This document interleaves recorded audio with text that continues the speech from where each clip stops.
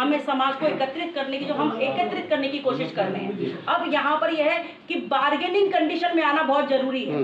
मतलब ये जरूरी नहीं है कि भाई किसको जिता रहे किसको नहीं। हम जी एक पार्टी के एक कैंडिडेट को जिताने की बात करें, हम उस कैंडिडेट को सपोर्ट करेंगे। हम अगर उस क्षेत्र के जहाँ पर है हम उस पर्टिकुलर कैंडिडेट को चयनित करेंगे। अगर कोई पार्टी नहीं समझ, क्या वो कैंडिडेट हमारे समाज की बात को रख सकता है?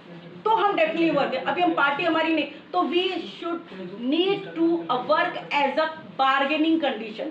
मैं as a professor, as a activist, मैं चीज़ को सभी लोग, आप कई सारे भाई बंधु मेरे बहुत अच्छे तरीके से जानते हैं, ठीक है। मैं एक जाति की बात नहीं करती हूँ, मैं सर्व समाज की बात कर, सर्व समाज मतलब हमारा बहुजन समाज। तो इसलिए देखिए मैडम, राजनीतिक रूप कर देना हमारा उद्देश्य नहीं है। हमारा मकसद है समानता को समान रूप से लागू किया जाए, चाहे कोई भी राजनीतिक दल है वो लागू करे। सभी जातियां, जो भी हमारे वंचित समाज की जो जातियां, सभी को समान रूप से प्रतिनिधित्व मिले राजनीतिक रूप से। हम जहाँ पे शिक्षा की बात कर रहे हैं, जहाँ पर हम नौकरियों की बात कर रहे हैं, लेकिन सबसे ज़्यादा हमारा नेतृत्व करने वाले स्ट्रॉन्ग कैंडिडेट हमारे विधानसभा और लोकसभा में नहीं होंगे तो हमारे हितों के साथ कॉम्प्रोमाइज लगातार हो रहा है और फिर होता ही रहेगा। चाहे वो अरविंद केजरीवाल जी हो, कोई भी पॉलिटिकल पार्टी हो। मैं कोई स्पेसिफिकली किसी पॉलिटिकल पार्टी की कार्यकर्ता नहीं हूँ या मैं किसी की विरोधी नहीं हूँ। हम समाज की बात कर रहे हैं, इसलिए हमें देखना होगा कि जो भी समाज के लिए, हित के लिए निर्णय लेगा, हमारा समर्थन उसके लिए रहेगा। पहली बात। दूसरी बात, आपने कहा कि अगर वो नहीं करते हैं, देखिए जितना योगदान हम वोट देने में भी बड़ी भूमिका निभाता है और वोट ना देने से दूसरे के पाले में दे देने में भी बहुत बड़ी भूमिका निभाता है। प्रतिपक्ष भी मजबूत किया जा सकता है। हमें यदि अगर जो वर्तमान में चाहे दिल्ली सरकार है या केंद्र सरकार है, यदि वो हमारे इस फैसले को लागू नहीं करते और हमारे परिप्रेक्ष्य में निर्णय नहीं लेते या अपने एजेंडा में हमको शामिल नहीं करते, हम एक बहुसंख्यक की बात कर रहे हैं। हम अपने विभाजित समाज को विभाजित जिन लोगों ने कर दिया है, रिजर्वेशन अंडर रिजर्वेशन कर दिया है, जो समृद्ध लोग हैं उनके बीच में पैसे के आधार पर उन्हीं में मतलब अधिकारों को देने की बात करें, हम उससे अलग हट के बात करें। यदि दिया जाए तो ऐसे लोग, ऐसे समाज के लागे लाया जाए जो आर्थिक रूप से भी मतलब कमजोर हैं और वो प्रतिनिधित्व करना चाहते हैं लेकिन पैसे की राजनीति नहीं कर सकते। तो ये सब चीजों को देखने के पश्चात कैंडिडेट, लोकतंत्र में कैंडिडेट बहुत महत्वपूर्ण भूमिका निभाता है। तो अगर कैंडिडेट भी ठीक होना चाहिए, ऐसा नहीं कि हमारे समाज से नहीं। मैडम सवाल दरअसल क्या है, जो मुद्दा आप लोगों ने उठाया है वो ये है कि बताने वाले हूं कि हम विरोध में, हम जो अभी एक आंदोलन की जहाँ पे बात की, हम जो 2 तारीख के बारे में मतलब देवदास जी ने बात कही है, हमारा हम दिखेगा नहीं तो बिकेगा क्या? आप तो मीडिया से हैं, जो दिखता है वो बिकता है। तो हम शोर तो मचा सकते हैं, हम कहीं ना कहीं सोए हुए अपने समाज को तो जगा सकते हैं। हो सकता है एक वोट से सरकार बनती भी है और एक वोट से सरकार गिरती भी है। तो हम, हो सकता है कि ये जो 67 और जितनी एक पावरफुल जो गवर्नमेंट बनी हुई थी पहले भी और अभी, तो हम उसमें सैन लगा सकते हैं। हम नहीं कह रहे कि हम किसके पक्ष पर विपक्ष में, लेकिन हमारे मुद्दों को जो साथ में रखेगा हम उसके साथ चुनना तो कोई ना कोई पड़ेगा ना। अब जैसे आपने 2 तारीख को अगर आंदोलन करते हैं, अगर आप 2 तारीख को आंदोलन करते हैं और उसके बावजूद भी कोई राजनीतिक दल आपकी बात को नहीं सुनता है, तो फिर आप क्या करेंगे? मेरा सवाल ये है। हम अवेयर करेंगे कैंडिडेट के साथ भी, और जो हमारे अध्यक्ष हैं देवीदास जी, मिलकर इस चीज पर निर्णय लेंगे। हो सकता है देवीदास जी, क्या ऐसा भी हो सकता है कि आपका जो डीएससी गठबंधन संगठन है, आप अपने प्रत्याशी को चुन करके मतलब कुछ लोगों को आप समर्थन करें? नहीं, हम अभी और राजनीतिक रूप से चीजें तो देवीदास जी, ये जो अभी आपने प्रेस कॉन्फ्रेंस रखी है, इसके अंदर तो बेस ही नहीं है ना डीएससी का, कि जैसे और दल है, भारतीय जनता पार्टी है, कांग्रेस पार्टी है, आम आदमी पार्टी है, बहुत सारे दल है। तो क्या डीएससी का ये कोई ऐसा कुछ सिस्टम निकल के आ रहा है कि अपनी पॉलिटिकल पार्टी बनाई जाए तब लड़ा जाए? और अगर पॉलिटिकल पार्टी नहीं होगी तो वंचित हो ना आप लोग, तो ये समाज वंचित है। तो इसमें कैसे मतलब आप इसको पिक करोगे?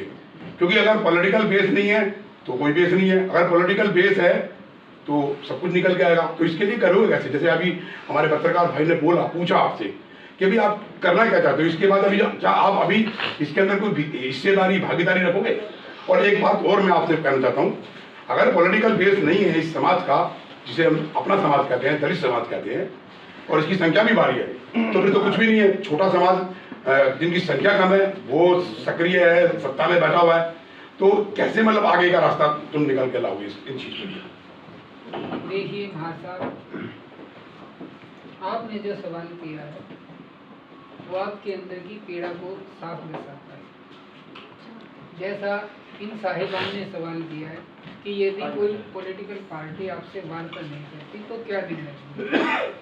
मैंने जो भारतीय जनता पार्टी का आपको रेफरेंस दिया है वो इसलिए नहीं दिया कि हम भारतीय जनता पार्टी के साथ जुड़े हुए या हम उनके डेडिकेटेड हैं।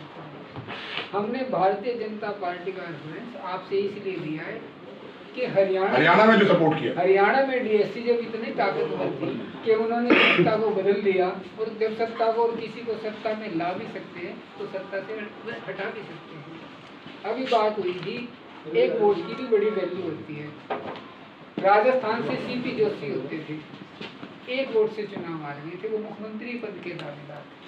अब अटल बिहारी वाजपेयी जी की बात कीजिए, एक वोट से सरकार गिर गई थी, तो वोट की बड़ी कीमत है। और जो आप कहते हैं कि कोई दल नहीं आएगा, नहीं आए। मान्यवर जी, आपको लगता नहीं है कि आपका समाज पहले से ही वंचित है? क्योंकि आपके जो समाज के लोग हैं एज ए नॉन पॉलिटिकल दिखाई देते हैं, और जो कुछ हैं तो वो दलाली और चमचागिरी में जाते हैं। लेकिन एक बात बड़ी सोचने और विचारधीन बात है, एक व्यक्ति विशेष थे बाबा साहब अम्बेडकर, वो अकेले थे, और आप तो आपकी संख्या करोड़ों और लाखों में पहुंच चुकी है, फिर भी आप पॉलिटिकल बेस से वंचित। और अभी देखिए, आप पॉलिटिकल बेस ना बनाने का एक रीजन बहुत बड़ा निकल के आ रहा है कि आपके बच्चों को वो जगह नहीं मिल रही जो यूपीएससी और एसएससी में होती है, जो डॉक्टरेट में होती है, जो जुडिशरी में होती है, वहाँ जगह नहीं है। दूसरा, आपके बच्चों की यूपी में, हरियाणा में, राजस्थान में हत्या की जा रही है। अभी तो दिल्ली में भी शुरू हो गया। एक 6वीं क्लास के स्टूडेंट को 12वीं क्लास के स्टूडेंट ने, जो जाट कम्युनिटी से था और वो वाल्मीकि समाज से था, उसका कसूर सिर्फ इतना था कि वो खूबसूरत था और स्पोर्ट्स में और एजुकेशन के अंदर आगे निकल रहा था। 6वीं क्लास का बच्चा, अभी पिछले दिनों में उसकी हत्या कर दी गई। 12वीं क्लास के बच्चे को बुला के उसको मार दिया गया। तो आप ये डीएससी जो अपना जो एक वो है, क्या नाम है, ग्रुप है, एक समाज है, वो अपने घर बैठ के रो पीट के, ऐसे ही क्या नाम है, हरियाणा में भी चल रहा है, ऐसे ही पंजाब में भी चल रहा है, कई जगह पर चल जा रहा है। तो इसके लिए आपका पक्ष क्या है? आपका ग्रुप क्या कहता है कि भाई ये जो हत्याएं हो रही हैं, बहन बेटी की इज्जतें लूटी जा रही है, और दिल्ली में हो गया, आप तो दिल्ली में हत्या करनी शुरू कर दी, तो फिर कैसे होगा? पॉलिटिकल पार्टियों में तो बहुत है, लेकिन विदाउट पॉलिटिकल चाबी के आप कैसे काम कर लोगे? देखिए, आपका सवाल थोड़ा लंबा है, अति गंभीर है, और उस गंभीरता को समझते हुए मैं केवल इतना कह सकता हूँ, जब हम इसको नेशनल वाइड एग्जीक्यूट कराने के रास्ते पर चल रहे हैं, कहीं हमें टकराना पड़ेगा, कहीं किसी को स्वीकार करना पड़ेगा। रही बात जिन बच्चों की और जिन महिलाओं की आप बेआबरू होने की बात कर रहे हैं, हमारे हरियाणा के जिलों में हमने इस प्रथा को बहुत सख्ती से विरोध किया। यदि आपको मैं हरियाणा की बड़ी घटनाओं की बात करूं, 2007 में गोहाना अग्निकांड हुआ था। उस समय हमारे कुछ लोग उसको लीड कर रहे थे। जब 2010 में मीरपुर घटना हुई थी, उसको हमने लीड किया था, और उसका परिणाम सारा देश देख रहा है। नहीं, दिल्ली में जो हुआ वो तो रो पीट के बैठ गए ना, यूपी में जो हुआ वो तो रो पीट के बैठ गए ना। इसको प्रेस कॉन्फ्रेंस रहने दो, आर्गुमेंट मत करिए। एक सेकंड मैडम, देखिए, हमारा फोकस उस मुद्दे पे रहना चाहिए जिस मुद्दे के लिए लोग आप यहाँ आए हैं। हम पूरे देश भर की समस्या आज यहाँ खत्म नहीं कर सकते, ठीक है ना? तो मेरा सब, हाँ, आप ब्रीफ मतलब ये भी तो मुद्दा है। एक मिनट रुको यार, बात करने दो ना। ये मुद्दा नहीं है क्या पॉलिटिकल चाबी ना होने का? तो आपका जवाब दवाई क्यों दे यार? लेट मी आंसर, शॉर्ट में रखे ना। फिर देखिए, जो जिस की बात करें, हम ये राजनीतिक परिप्रेक्ष्य के लिए हमने यहाँ पर ये रखा है। इस समय एग्जैक्टली हमारे सामने क्या है, ये बहुत सारे हमारे समाज के मुद्दे, आज के नहीं सदियों के बहुत मुद्दे, और इस मुद्दों पर सामूहिक रूप से क्रियान्वयन करने की जरूरत है। आप भी उसका हिस्सा है, मैं भी उसका हिस्सा है, व्यक्तिगत रूप से, ठीक है।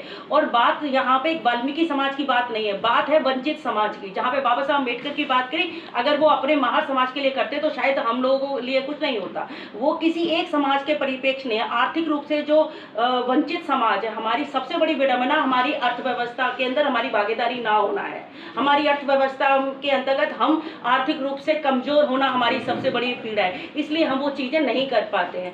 आज हमारे बच्चे के साथ जो दुर्व्यवहार होता है या बेटी के साथ दुर्व्यवहार होता है, क्योंकि वो ज़्यादा जानते हैं कि ये आर्थिक रूप से ज़्यादा मजबूत नहीं है, इसलिए ये ज़्यादा परिपेक्ष और ज़्यादा विरोध नहीं कर पाएंगे। सरकार जी ने यही तो पूछा आपसे कि पॉलिटिकल बेस क्या है, हाँ, आपकी आगे की तैयारी क्या है, उसी में मैंने क्वेश्चन किया। राजनीतिक तैयारी डेफिनेटली हर चीज, आज का जो चुनाव है ना जी, आज का चुनाव है, यहाँ हमने प्रेस कॉन्फ्रेंस करी है, इसकी भी पूरी व्यवस्था करने में भी पैसा खर्च होता है। हमारे समाज बहुत ज्यादा गरीब है, वंचित को वंचित रखा गया है, रिजर्वेशन के अंदर अंडर रिजर्वेशन, कुछ बहुत अच्छे से स्ट्रांगली आगे बढ़ गए और बाकी का समाज को धक्का मार के पीछे कर दिया गया है। तो जब तक हम सब मिलकर एक रूप से एक दूसरे का सपोर्ट नहीं करके, बिना अपने बेसिक इंटरेस्ट को भूलकर, हम आर्थिक इंटरेस्ट को भूलकर का सपोर्ट करते हैं, तो डेफिनेटली हम साथ में आ पाएंगे। जब मैं की बात करेंगे तो हम कुछ नहीं पा पाएंगे, चाहे वो हमारा इस्तेमाल कल भी करते रहे थे, हम गुलाम कल भी थे, आज भी और कल भी रहेंगे, मैं गारंटी से कह सकती हूँ। जब तक आप और मैं एक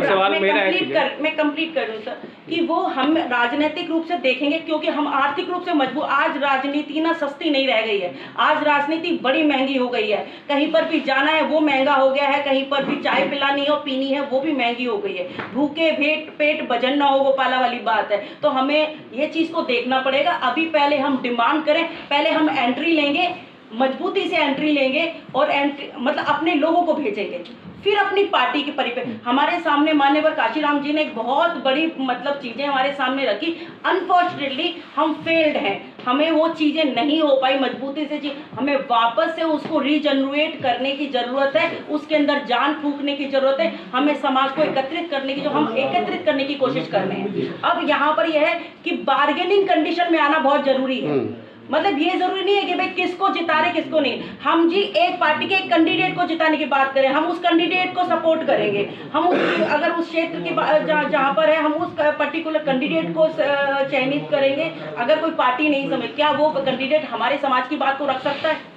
तो हम डेफिनेटली वर्क, अभी हम पार्टी हमारी नहीं, तो we should need to work as a bargaining condition. मैं as a professor, as a activist, मैं चीज़ को सभी लोग, आप कई सारे भाई बंधु मेरे बहुत अच्छे तरीके से जानते हैं, ठीक है, मैं एक जाति की बात नहीं करती, मैं सर्व समाज की बात कर, सर्व समाज मतलब हमारा बहुजन समाज।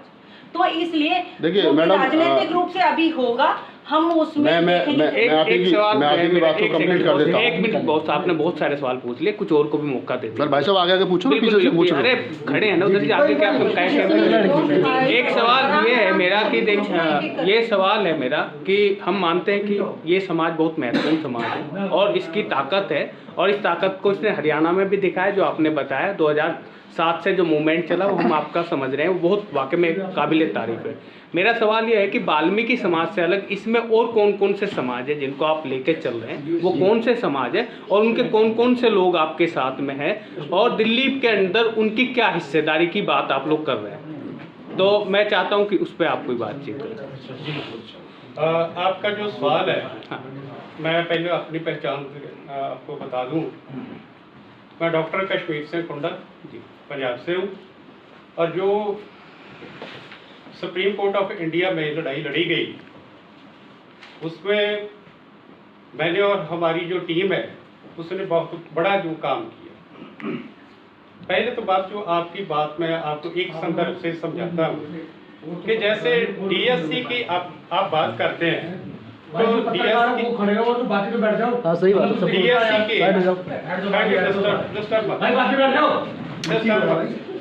जो पत्रकार है भाई साहब, ठीक है यार, जो क्या है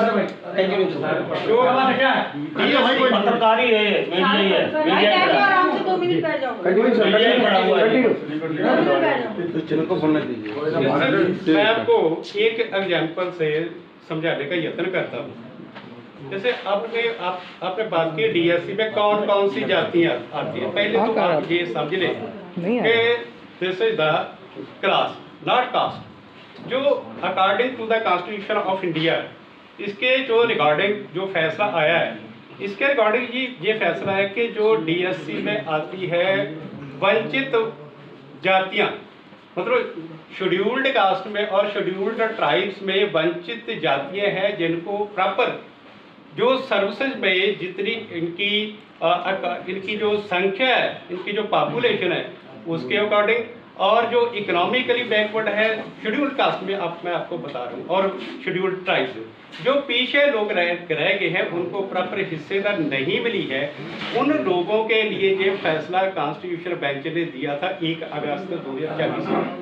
अगर आप बात करें, मैं एक संदर्भ में पंजाब में जैसे अभी एक ग्रुप है 2 जातियों का, वैसे 39 कास्ट है पंजाब में, शेड्यूल्ड कास्ट है, वहाँ पे शेड्यूल्ड ट्राइब्स नहीं है। अब वहाँ पे 37 जो कास्ट एक ग्रुप में और 2 कास्ट जो है मजबी सिख और वाल्मीकि, ये एक ग्रुप में। जो वाल्मीकि और मजबी कास्ट है ये एक ग्रुप है, और जब हमने, आप हैरान होंगे समूह पत्रकार साहब, जब हमने affidavit supreme court of India में दिया तो पंजाब में ये 1975 से ये रिजर्वेशन विद इन रिजर्वेशन वहाँ पे चल रही थी, अभी भी चल रही है। 2006 में जो जब ईवी चलैया वाला फैसला आया, 2004 में ये स्ट्रक डाउन हुई थी और उसके बाद ये एक्ट बना। तो बात ये है कि ये जो शेड्यूल्ड कास्ट की जो जातियाँ हैं, इनमें से 2 कास्ट जिनका जो मोर दैन 50% इनकी जो पॉपुलेशन अब तक ये 88 लाख जो 2011 के आंकड़े हैं, उसमें से अब इनकी जो गिनती है, जो प्रॉपर जो इनकी पॉपुलेशन है, ये मोर देन 40 लाख है दो जातियों की। पर जो 39 जातियों में कुछ और जातियां निकाल कर अपने बैकवर्ड क्लासेस से निकालकर बड़ी संख्या में उनको शेड्यूल्ड कास्ट में डाल दिया गया। तो जब ये डाला उनकी संख्या ये बढ़ गई, तो जातियां भी 37 से बढ़कर 39 हो गई। ठीक है, आप यहाँ तक समझ गए। अब इन्होंने क्या किया कि ये हो रहा है कि जब 1975 से ये वहाँ पर लागू है, तो अब तक 1 अप्रैल 2023 तक जो हमने RTI माध्यम के से जो हमने डिफरेंट डिपार्टमेंट से जो डाटा एकत्र किया, तो पंजाब में ये सिर्फ अभी सर्विसेज में है। 1975 से सिर्फ सर्विसेज में है, और सर्विसेज में ये होने के कारण 22 डिपार्टमेंट या ऑफिस ऐसे हैं जिनका जो हमने RTI के तहत डाटा एकत्र किया, वहाँ पे 50% रिजर्वेशन, मतलब 50 ईयर तकरीबन हो गए हैं, 50 ईयर हो गए हैं रिजर्वेशन में रिजर्वेशन होते हुए। जब ये डाटा निकल कर RTI के माध्यम से, तब आप लोग हैरान होंगे कि जो मजबी सिख और वाल्मीकि एक ग्रुप ऑफ कास्ट है, इनकी जो सर्विसेज में इनकी जो भागीदारी थी ये होनी चाहिए थी 50% शेड्यूल्ड कास्ट में, और ये 1 अप्रैल 2023 तक इनकी गिनती थी 10.89। इतना बड़ा अभी तक जो फर्क है। जब अब मैंने सिर्फ सर्विसेज की बात की। इसी तरह जब हम अदर, जैसे मैं हरियाणा में आते हैं, जैसे मैं हिमाचल में जाते हैं, कुछ कास्टें ऐसी हैं जो पंजाब में या हरियाणा में वो एक ग्रुप में आती है जो जिनको ज़्यादा मिल चुका है, और दूसरे ग्रुप में जैसे हिमाचल की मैं बात करता हूँ, हिमाचल में जो चमार एक ऐसी कास्ट है उसको अभी तक भी उनका प्रॉपर हिस्सा नहीं मिला, लेकिन पंजाब में उनको बहुत ही हिस्सा मिल रहा है। ठीक है ना। तो ये किसी स्टेट में इनकी जो भागीदारी है और किसी स्टेट में इनकी जो संख्या है ये डिफरेंट है, और ये स्टेट टू स्टेट ये डिफर करती है।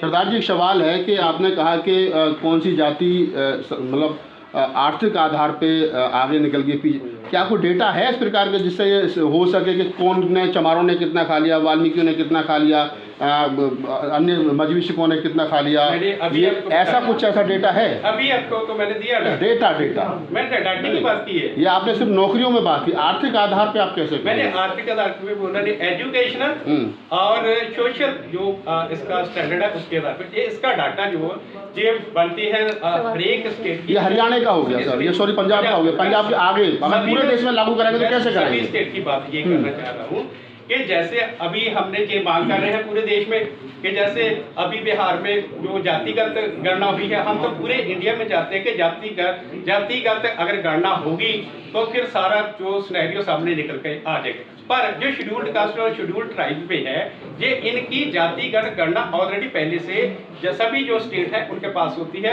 अब जो स्कीम होती है हर एक प्लानिंग जो डिपार्टमेंट होता है हर स्टेट का, उसमें जातिगत गणना वो आती है। जैसे हम पंजाब की जातिगत गणना आपको दे सकते हैं, कौन कितनी जाति है, कौन कितनी जाति है, कितनी उसकी एजुकेशन क्वालिफिकेशन है, शहरों में कितने रहते हैं, गाँव में कितने रहते हैं, कितने के पक्के मकान है, कितनों के कच्चे मकान, ये सभी डाटा है। और डाटे के बिना कुछ नहीं होता। ये सुप्रीम कोर्ट ऐसे थोड़ी फैसला कर रहा है। हम एक और मेरा सवाल है, आपने अभी एक बात कही थी कुछ जातियां जो है वो मलाई खा गई, तो उन जातियों का अक्सर ये कहना होता है कि आपने अपने समाज में जो आपके जो सामाजिक संगठन है उन्होंने शिक्षा के क्षेत्र में अवेयरनेस नहीं फैलाई आपके समाज में, तो उसके लिए क्या कहेंगे? देखिए, बेसिकली अभी मैं भाई साहब की बात को कंटिन्यू करते हुए आंसर आ जाएगा कि पूरे भारत में जो जातिगत तरीके से जो पहला रिजर्वेशन 1950 की बात है वो 1930-31 के जनगणना के आधार पर हुआ, जो हम लोगों को रिजर्वेशन मिला हुआ है। फिर लगातार 76 में जो मतलब जनगणना हुई उसके अभी तक जातिगत जनगणना के आधार पर बहुत सारा स्पेसिफिकेशन हुआ ही नहीं पहली बार। तो अब वो डेटा जो स्टेट वाइज तो डेटा हम निकाल सकते हैं इंडिविजुअली, और उस डेटा के आधार पर एक नई डिमांड्स को हम क्रिएट कर सकते हैं। बेसिकली बात आपकी जहाँ पर है कि कोई कुछ जाति हमारी वंचित समाज में सारी जाति हमारी है, हमारी कोई किसी से नहीं है कि कुछ जाति मैं कोई सेपरेट वर्ड नहीं बोलूँगी, बट ये है कि कहते हैं कि कुछ लोग, मैं कहती हूँ रिजर्वेशन अंडर रिजर्वेशन, कुछ लोगों को जिसको मिल गया, सपोज एक बहुत मजबूत हो गया लेकिन एक बहुत मतलब एक को कुछ नहीं मिला है, तो हमें तो अपने आप भी उसको देना होगा। एक परिवार के अंदर पूरी लगातार बहुत अच्छी आर्थिक स्थिति भी है और मतलब एजुकेशनल स्टेटस भी अच्छा है और उनको सामाजिक रूप से एक्सेप्टेंस भी है, लेकिन ऐसे बहुत हमारे जिन पे पहली बार भी रिजर्वेशन नहीं मिला। रिजर्वेशन किसको मिलेगा? रिजर्वेशन राशन देने का काम नहीं करता, रिजर्वेशन आपको नॉलेज देकर एजुकेशन के बाद अपने स्टेटस को बनाने की बात करता है। एजुकेशन के अंतर्गत हमारे बच्चों को जब हम अवेयरनेस नहीं करेंगे, भाई जो आपने कहा कि वो समाज ये कहता है कि भी आपने अपने समाज को अवेयर नहीं किया, क्या वो समाज का हिस्सा नहीं है जो एजुकेटेड हो गए? क्या उन बाकी समाज को एजुकेट करने का उनका काम नहीं है? सिर्फ अपना यहाँ पर बात समाज नहीं आता, यहाँ पे बात जाति आ जाती है कि हमें अपनी जाति, मेरा पेट हाओ मैं ना दूं काओ वाली बात आ जाती है। ऐसा नहीं होना चाहिए। आप एक वंचित समाज का हिस्सा हो, अर्थात आपके जो अन्य भाई बंधु हैं वो जाति क्या संबंध रखते हैं? अम्बेडकर जी ने, बाबा साहब अम्बेडकर ने कास्टलेस सोसाइटी की बात करी है, जाति विहीन समाज की बात करी है। रिजर्वेशन जाति पे नहीं, रिजर्वेशन उस वर्ग को मिलना है जो वंचित समाज में आता है, और उसमें 1028 जातियां अनुसूचित जाति के अंतर्गत गई और वहां पे 2-3-4 जातियों को ही मिले, तो बाकी की जो हजारों सोइयों जातियां उनका क्या होगा? कहीं पे थोड़ी कम है, कहीं पे ज्यादा है। तो हमें अवेयरनेस करना काम आपका भी है, अवेयरनेस करना मेरे जैसे लोगों का भी काम है। चलिए अभी सुनो दो तारीख जो आप शक्ति प्रदर्शन करने वाले हैं, उसके बाद अगर सरकारें नहीं सुनती तो आपकी आगे का रणनीति क्या होगी? सरकारें कभी भी किसी की नहीं सुनती, सरकारें कभी किसी की सगी नहीं होती, वो वोट की सगी होती है, जान लीजिए। ये लोकतंत्र है, जनता का शासन जनता के लिए, जनता के द्वारा। वो लोग समझते हैं कि कोई भी जो पॉलिटिकल पार्टी है वो अपने लिए काम करे, और हम काम करेंगे जनता का शासन जनता के लिए और जनता के द्वारा, अर्थात जनता महत्वपूर्ण है, हमारा एक वोट बहुत महत्वपूर्ण है। हम कुछ नहीं करेंगे लेकिन डेंट डालने का काम जरूर करेंगे। 2 तारीख के लिए कोई अपील करना चाहेंगे आप? देखिए 2 तारीख के लिए हम दिल्ली की DSC समाज की जनता से नम्र निवेदन करते हैं कि वो अपने घरों से निकले, अपनी शक्ति का प्रदर्शन